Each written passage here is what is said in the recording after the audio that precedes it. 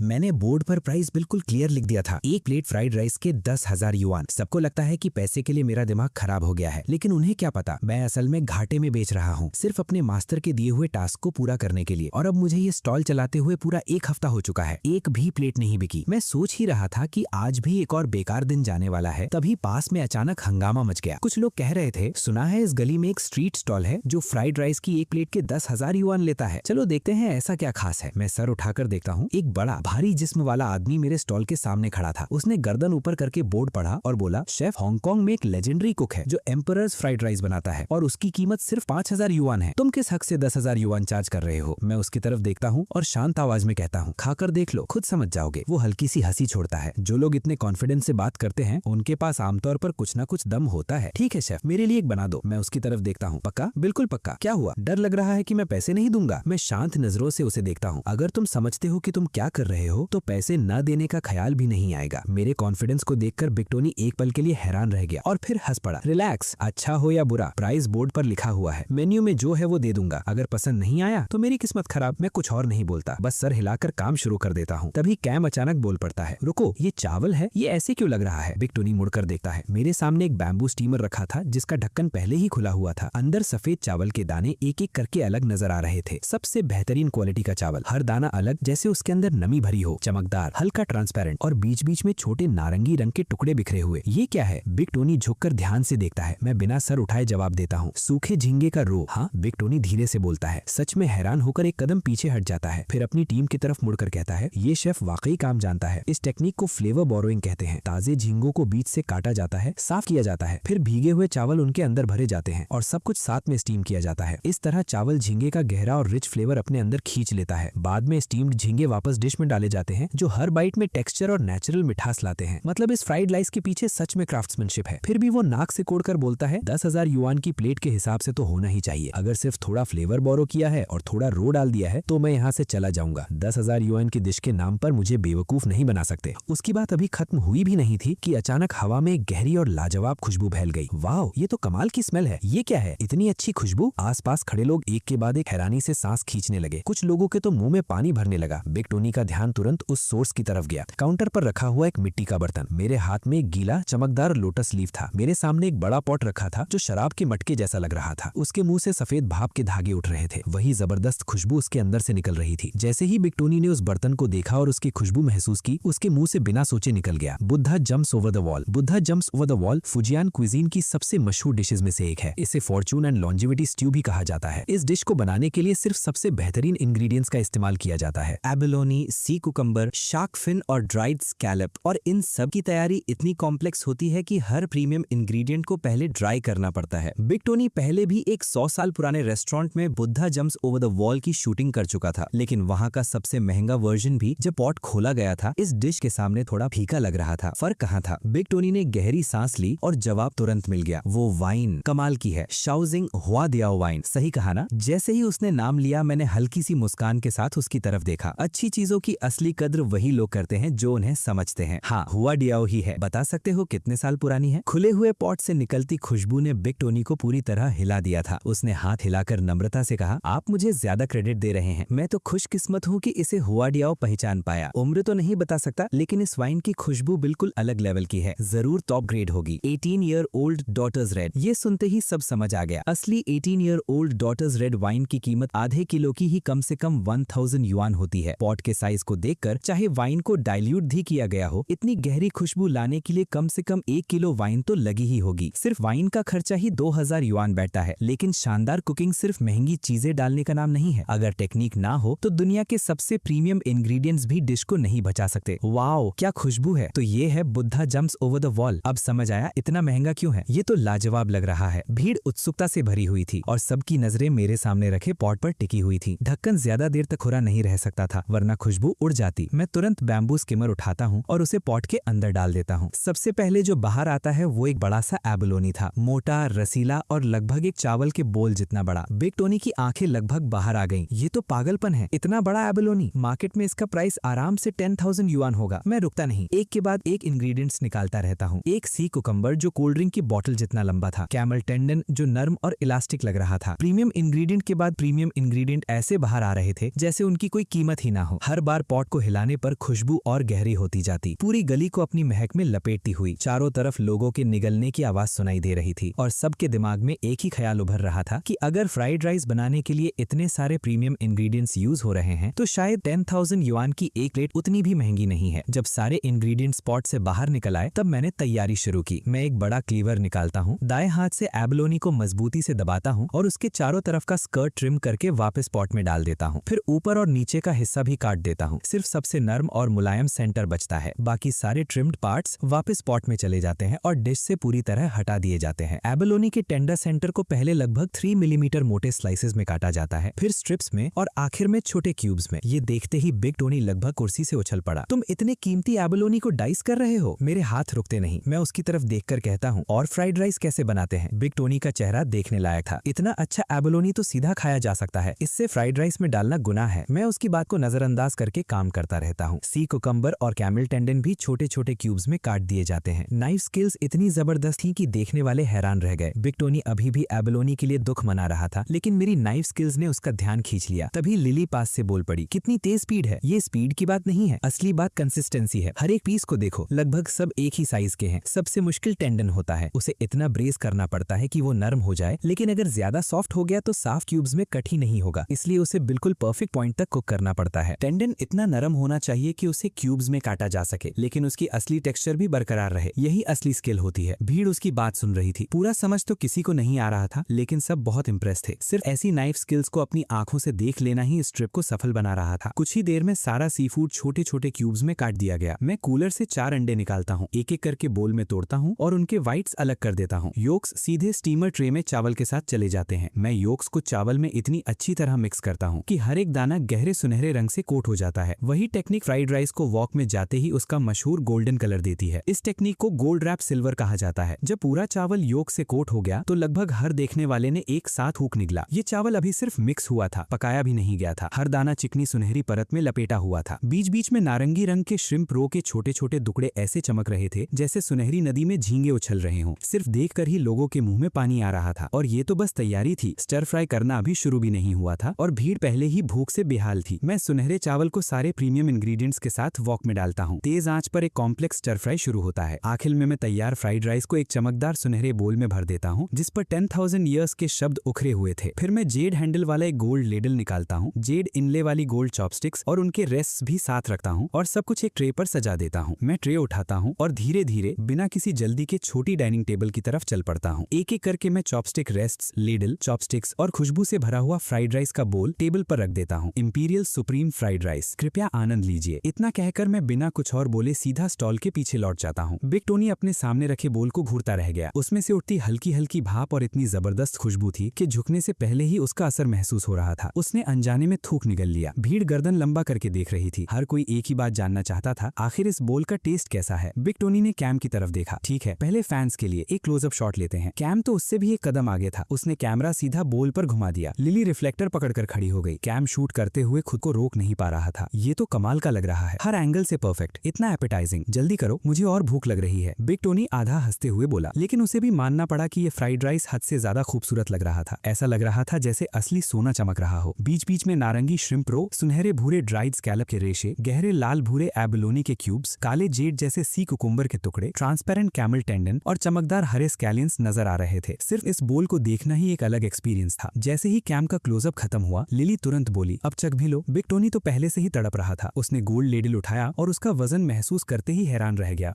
ये तो सच में सॉलिड गोल्ड है। उसने लेडल को हाथ में घुमाया, फिर संभलकर एक चम्मच फ्राइड राइस निकाला और अपने होठों तक ले गया। एक बार चबाया, फिर दूसरी बार, और अचानक सीधा कुर्सी पर तनकर बैठ गया। सीधा कैमरे की तरफ मुड़ गया। उसके चेहरे का एक्सप्रेशन अजीब हो गया। पूरा जिस्म सख्त पड़ गया, जैसे उसे बिजली का झटका लगा हो। वो बिल्कुल जम सा गया। आंखें पूरी खुल गईं। ये खुशी का स्वाद है। उस पल बिग टोनी खुद को एक छोटे बच्चे की तरह महसूस कर रहा था जो अपनी माँ की गोद में लेटा हुआ है। ये माँ का हाथ का खाना है। उसे ऐसा लग रहा था जैसे छोटी छोटी रूहानी परियां उसके आसपास नाच रही हों। ओह माय गॉड, मैं बर्दाश्त नहीं कर सकता। अगर मेरी मौत भी ऐसे टेस्ट के बाद हो तो मैं खुशी खुशी मर जाऊंगा। लिली उसे पूरी तरह उलझन भरी नजरों से देख रही थी। कम ऑन, इतना भी क्या? तुम फ्राइड राइस खाकर सच में रो रहे हो? होश में वापस आते ही बिग टोनी ने एक शब्द भी नहीं बोला। वो सीधा उठकर मेरे पास आया और दोनों हाथ जोड़कर मेरे सामने खड़ा हो गया। शेफ, मैं आपको प्रणाम करता हूँ। ये इंपीरियल सुप्रीम फ्राइड राइस बिल्कुल पागलपन है। जैसे ही बिग टोनी के मुंह से ये शब्द निकले, भीड़ में हंगामा मच गया। इतनी बड़ी तारीफ, सच में? क्या तुम सीरियस हो? मैं तो यहाँ से सिर्फ खुशबू लेकर ही लालच में आ गया हूँ। टेस्ट करने की भी जरूरत नहीं, खुशबू ही बता रही है कि डिश कितनी जबरदस्त है। तुमने बिग टोनी का रिएक्शन देखा ना? बस वही सब कुछ बता देता है। इतना बड़ा एबलोनी, इतना मोटा सी क्यूकम्बर, इतना प्रीमियम सी फूड, ऊपर से टॉप ग्रेड बर्ड्स नेस्ट। खाना कमाल का ना हो तो और क्या हो। आखिर ये 10,000 युआन वाला फ्राइड राइस है। सच में लाजवाब, हर एक पैसा वसूल। चारों तरफ चर्चा रुकने का नाम ही नहीं ले रही थी। मैं बिग टोनी की तरफ देखता हूँ, उसका चेहरा एक्साइटमेंट से चमक रहा था। मैं हल्की सी मुस्कान के साथ सर हिला देता हूँ। जब तक तुम्हें पसंद आया, मेरी सारी मेहनत सफल हुई। पसंद आया? बिग टोनी लगभग उछल पड़ा। मैं तो हद से ज्यादा खुश हूँ। शेफ, क्या आप स्टूडेंट्स लेते हैं? मैं सच में आपसे सीखना चाहता हूँ। सिर्फ एक प्लेट फ्राइड राइस खाकर ये आदमी शिष्य बनने की बात कर रहा था। मैं हंस पड़ा। बिग टोनी को भी मेरी प्रतिक्रिया से कोई हैरानी नहीं हुई। इस लेवल की कला हर किसी को नहीं सिखाई जाती। उसने एक लंबी सांस छोड़ी। मुझे पता है आप ऐसे ही किसी को नहीं सिखाएंगे। फिर उसकी नजर कैम और लिली पर पड़ी, जो चुपके चुपके बोल से एक एक चम्मच खा रहे थे और उनके चेहरे पर खुशी साफ दिख रही थी। अरे तुम दोनों, मेरे लिए भी कुछ छोड़ दो। बिग टोनी तुरंत फोन निकालता है और बिना देरी किए पेमेंट कर देता है। फिर सीधा टेबल की तरफ भागता है। मेरे फोन पर पेमेंट नोटिफिकेशन की आवाज आती है और मेरे अंदर का तनाव एक पल में खत्म हो जाता है। एक पूरा हफ्ता स्टॉल चलाने के बाद आखिरकार टास्क कंप्लीट हो गया था। अब मैं दोबारा उस सपने की दुनिया में जा सकता था। उधर टेबल पर बिग टोनी, लिली और कैम मिलकर पूरा बोल साफ कर चुके थे। इतना स्वाद था। लिली ने अफसोस से कहा, बस क्वांटिटी कम थी। कम थी? बिग टोनी ने तुरंत जवाब दिया, सबसे ज्यादा तो तुमने ही खाया। ठीक है, लेकिन सच कहूं तो ये इंपीरियल सुप्रीम फ्राइड राइस हद से ज्यादा कमाल का था। फ्राइड राइस की दुनिया का गोल्ड स्टैंडर्ड। अब समझ आया इसे इंपीरियल क्यों कहते हैं। उस शाम घर पहुंचते ही मैं बेसब्री से दोबारा सपने में प्रवेश करता हूँ। इस बार मैं एक चौड़े माथे और तेज आंखों वाले आदमी के शरीर में जागता हूँ। उसकी सिग्नेचर डिश थी the only one beef noodle. Imperial supreme fried rice के विपरीत, जिसमें प्रीमियम इंग्रेडिएंट्स का ढेर लगता था, इस डिश में सिर्फ एक मुख्य इंग्रेडिएंट था, बीफ। लेकिन मुश्किल के मामले में ये डिश फ्राइड राइस से कई गुना आगे थी। फ्राइड राइस से जो भी कुकिंग स्किल्स मैंने सीखी थी, उनके बावजूद मुझे सपने के अंदर पूरे 4 साल लग गए the only one beef noodle को पूरी तरह से मास्टर करने में। पिछली बार की तरह सपने से निकलते वक्त मुझे उस आत्मा का इंपीरियल रिवॉर्ड मिला जिसके शरीर में मैं था। एक खास ब्लेड जो खुद एम्परर ने इसी डिश के लिए बनवाया था। साथ ही सिस्टम ने एक नया क्वेस्ट भी दे दिया, the only one beef noodle की एक सर्विंग 20,000 युआन में बेचो। क्वेस्ट कंप्लीट होते ही एक नया ड्रीम अनलॉक होगा। इसी बीच बिग टोनी की 10,000 युआन वाली फ्राइड राइस की वीडियो रातों रात वायरल हो गई। हजारों लोग स्टॉल को ढूंढने के लिए उत्सुक हो गए। अगली सुबह मैं जल्दी स्टॉल पर पहुंच गया। मैंने पुराना साइन हटा दिया। इंपीरियल सुप्रीम फ्राइड राइस की जगह अब लिखा था the only one beef noodle 20,000 yuan पर सर्विंग। फिर मैंने लाइव स्ट्रीम शुरू कर दी। आज के मेन्यू में है the only one beef noodle set, एक सर्विंग 20,000 युआन। डिलीवरी अवेलेबल नहीं है। बिग टोनी की वायरल वीडियो के कारण लाइव स्ट्रीम शुरू होते ही व्यूअर्स की बाढ़ आ गई। चलो देखते हैं आज कौन सा बेचारा 10,000 युआन फ्राइड राइस पर उड़ाता है। एक मिनट, फ्राइड राइस हटाकर नूडल्स रख दिए और अब 20,000 युआन चार्ज कर रहे हो। तुम खुद को समझते क्या हो? क्या मैं सही देख रहा हूँ? 20,000 युआन एक बोल नूडल्स। मैं कमेंट्स की बारिश देखते हुए शांत आवाज में बोलता हूँ, आज इंपीरियल सुप्रीम फ्राइड राइस नहीं है। इंग्रेडिएंट्स खत्म हो गए हैं, इसलिए फिलहाल मेन्यू से हटा दिया गया है। आज सिर्फ the only one beef noodle मिलेगा। कुल 5 सर्विंग्स। रिजर्वेशन शुरू। सिर्फ 5 बोल्स बिकेंगे। इतना सुनते ही चाट पूरी तरह फट पड़ी। 20,000 युआन में तो एक गाड़ी आ जाती है और तुम नूडल्स बेच रहे हो। देखो, बात ये नहीं है कि मैं अफोर्ड नहीं कर सकता, बस मुझे बीफ नूडल्स पसंद नहीं है। चैट में कमेंट्स की बारिश हो गई। जो इस बात पर यकीन करता है वो 1 टाइप करे। तभी लाइव स्ट्रीम के स्क्रीन पर एक गोल्डन रॉकेट एनिमेशन चमक उठी। यांग चेंग के यंग मास्टर हैंग ने एक सुपर रॉकेट गिफ्ट भेजा था। साथ ही उसका कमेंट भी सामने आया, शेफ मेरे लिए 3 सर्विंग्स रिजर्व कर दीजिए। गिफ्ट देखते ही पूरी चैट पागल हो गई। नो वे, लेजेंड, कोई सच में 20,000 युआन का नूडल्स खरीद रहा है। मैं कमेंट देखकर सर हिला देता हूँ। ठीक है, आ जाइए, आपकी 3 सर्विंग्स रिजर्व्ड हैं। इतना कहकर मैं तैयारी में लग जाता हूँ। कुछ देर बाद एक भारी भरकम आदमी लगभग 250 पाउंड का, एक औरत और एक छोटी लड़की के साथ स्टॉल पर आता है। शेफ मेरा ऑर्डर तैयार है। मैं ही यंग मास्टर हैंग हूँ। उसने अपनी बेटी की तरफ देखा और धीरे से बोला, मेरी बेटी को गंभीर हीटिंग डिसऑर्डर है। कल रात बिग टोनी ने आपका इंपीरियल सुप्रीम फ्राइड राइस खाया था, उसी ने मुझे यहाँ भेजा है। शेफ अगर आपका खाना मेरी बेटी की हालत सुधार सकता है तो पैसे की कोई परवाह नहीं। मैं सिर हिलाकर उन्हें बैठने का इशारा करता हूँ और काम शुरू कर देता हूँ। सबसे पहले मैं एक लैंटर्न का फ्रेम बनाता हूँ, फिर चीनी में पानी मिलाकर उसे पकाता हूँ जब तक वो सिरप न बन जाए। उसके बाद मैं राइस पेपर पर डिजाइन बनाना शुरू कर देता हूँ। लाइव स्ट्रीम के व्यूअर्स पूरी तरह कंफ्यूज थे। एक मिनट, ये बीफ नूडल स्ट्रीम थी? ये हो क्या रहा है? शेफ शुगर आर्ट क्यों बना रहा है? मैं चैट पर ध्यान नहीं देता। सारे पार्ट्स तैयार करके सिरप ठंडा होने का इंतजार करता हूँ, फिर उन टुकड़ों को एक एक करके जोड़ना शुरू करता हूँ। ज्यादा वक्त नहीं लगता और व्यूअर्स शेप पहचान लेते हैं। अरे ये तो पैलेस लैंटर्न है, इसे ये भी बनाना आता है। लेकिन इसका बीफ नूडल से क्या लेना देना? जब लैंटर्न पूरी तरह तैयार हो गया, मैं सीधा होकर व्यूअर्स के सवालों की तरफ देखता हूँ। The one and only beef noodle एक पूरा सेट मील है। नूडल्स के साथ लैंटर्न, शैडो बीफ और एक मिस्ट्री एग दिया जाता है। ये पैलेस लैंटर्न असल में लैंटर्न शैडो बीफ का हिस्सा है। इतना कहकर मैं नीचे रखे कूलर से एक बीफ टेंडरलॉइन निकालता हूँ, फिर पास रखे नाइफ की इसको खोलता हूँ और उसमें से लगभग 1 फुट लंबी बेहद पतली ब्लेड निकालता हूँ। मैं टेंडरलॉइन के बिल्कुल कोने पर ब्लेड रखता हूँ और एक ही स्ट्रोक में स्लाइस करता हूँ। रोशनी में एक ऐसा मीट का टुकड़ा लटक रहा था जो इतना पतला था कि लगभग ट्रांसपेरेंट लग रहा था। रोशनी उसके आर पार निकल रही थी। लाइव स्ट्रीम ने ये सब क्लियरली कैप्चर कर लिया और चैट फट पड़ी। वो ये तो इतना पतला है कि आर पार दिख रहा है। नो वे, क्या ये सच है? क्या कोई फिल्टर लगा हुआ है? मीट इतना पतला कैसे काटा जा सकता है? क्या असली लैंटर्न शैडो बीफ वाकई रोशनी को पास होने देता है? कुछ ही देर में मैंने बिल्कुल एक जैसे 8 स्लाइसेस काट लिए। मैं एक फ्लैट पैन निकालता हूँ और सभी स्लाइसेस को हल्का सा पैन फ्राई करता हूँ। फिर एक स्लाइस को हाथ से सीधा दबाता हूँ और दूसरे हाथ में कार्विंग नाइफ उठाता हूँ। ब्लेड मीट के ऊपर से गुजरती है और एक कैरेक्टर साफ तौर पर अलग होकर गिर जाता है। स्लाइस के बीच में खाली जगह बन जाती है। स्काई का कैरेक्टर। मैं उस स्लाइस को उठाकर पैलेस लैंटर्न के एक पैनल में फिट कर देता हूँ। बिल्कुल परफेक्ट फिट। व्यूअर्स की आंखें फट गईं। रुको रुको, मैंने सोचा था ये बीफ जर्की बना रहा है, अब ये मीट में कैरेक्टर्स कार्व कर रहा है। ये सच है क्या? जरूर कोई फिल्टर है। मीट में शब्द कौन काटता है? मैंने आज तक ऐसा कुछ नहीं देखा। मैं बिना रुके बाकी 8 स्लाइसेस पर भी वही करता हूँ। हर एक पर अलग कैरेक्टर कार्व करता हूँ। 8 कैरेक्टर्स मिलकर एक वाक्य बनाते हैं। त्यानशिया दी शी जान जुएवे, यानी आसमान के नीचे सबसे बेहतरीन, दुनिया का सबसे उत्तम स्वाद। हर स्लाइस को पैलेस लैंटर्न के 8 पैनल्स में फिट कर दिया जाता है। फिर मैं उसके अंदर एक छोटी सी स्मोकलेस कैंडल जला देता हूँ। अगले ही पल भीड़ के सामने एक ऐसा लैंटर्न जगमगाने लगता है